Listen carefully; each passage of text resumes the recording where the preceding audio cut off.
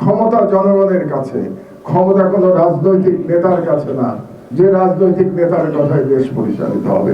সেই দিন এই বিপ্লবের মাধ্যমে সেই দিন পার হয়ে গেছে, এটা আমাদের বোঝা উচিত।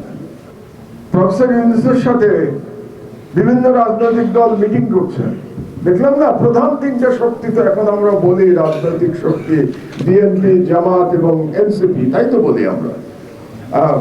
তো এরা বিভিন্ন মিটিং করছেন গত কয়েকদিন ধরে। মিটিং এর উদ্দেশ্যটা কি? এটা খুব ইন্টারেস্টিং।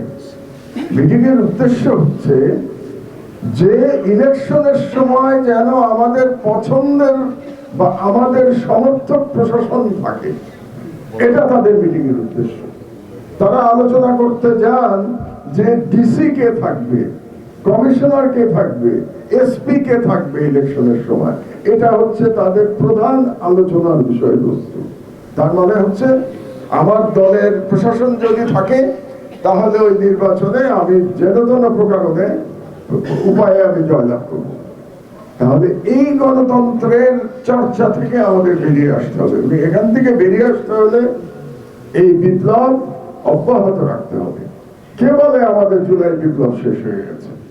বিপ্লব চলমান, বিপ্লব কোনোদিন শেষ হয় না, এটা আমাদের মনে রাখতে হবে। গণতন্ত্র কেবলমাত্র একদিনের জন্য না।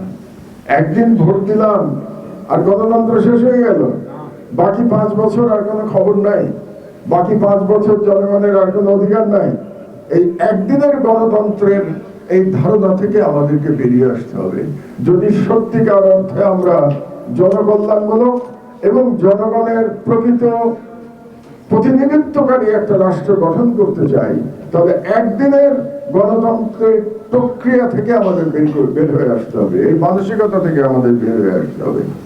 একদিনের এরকম গণতন্ত্রের রেজাল্ট আমরা দেখি নাই শেখ হাসিনার মাধ্যমে। কারণ শেখ হাসিনা 2008 সালে, আমি এটাকে অবশ্য একটা পূর্ব পরিকল্পিত নির্বাচন বলি, ইংরেজিতে আমি বলি স্টেজ ম্যানেজড ইলেকশন। কেন আমরা সেটা অনেক ব্যাখ্যা দিয়েছি, আজকে আর আমি ব্যাখ্যা দিতে চাই না। অনেকবার লিখেছি যে এটা নির্বাচনের প্রায় 1 বছর আগেই ঠিক করা হয়ে গেছিল যে 2008 সালে কে জিততে যাচ্ছে।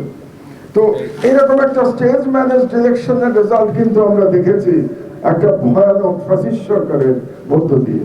এরকম একদিনের গণতন্ত্রের এক্সাম্পল আমরা হিটলারের মধ্য দিয়েও কিন্তু দেখেছিলাম। হিটলারও কিন্তু প্রথমে ক্ষমতায় এসেছিলেন, ইলেকশনে জয়লাভ করে ক্ষমতায় এসেছিলেন।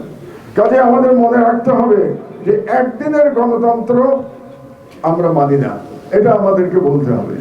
আর একটা কথা আপনাদেরকে বলি, এই যে রাজনীতির মধ্যে একদিনের গণতন্ত্রের কারণে কি হয় জানেন? যে কোনো মূল্যে আমরা নির্বাচনে জিততে চাই। এই যে আমরা দেখতে পাচ্ছি গত কয়েকদিন ধরে প্রফেসর ইউনূসের সাথে বিভিন্ন রাজনৈতিক দল মিটিং করছে, দেখলাম না? প্রধান তিনটা শক্তি তো এখন আমরা বলি রাজনৈতিক শক্তি, বিএনপি, জামাত এবং এনসিপি, তাই তো বলি আমরা। তো এরা বিভিন্ন মিটিং করছেন গত কয়েকদিন ধরে। মিটিং এর উদ্দেশ্যটা কি? এটা খুব ইন্টারেস্টিং। মিটিং এর উদ্দেশ্য হচ্ছে যে ইলেকশনের সময় যেন আমাদের পছন্দের বা আমাদের সমর্থক প্রশাসন থাকে, এটা তাদের মিটিং এর উদ্দেশ্য। তারা আলোচনা করতে যান যে ডিসি কে থাকবে, কমিশনার কে থাকবে, এসপি কে থাকবে ইলেকশনের সময়। এটা হচ্ছে তাদের প্রধান আলোচনার বিষয়বস্তু।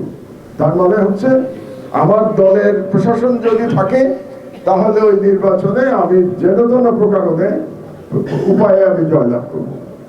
তাহলে এই গণতন্ত্রের চর্চা থেকে আমাদের বেরিয়ে আসতে হবে।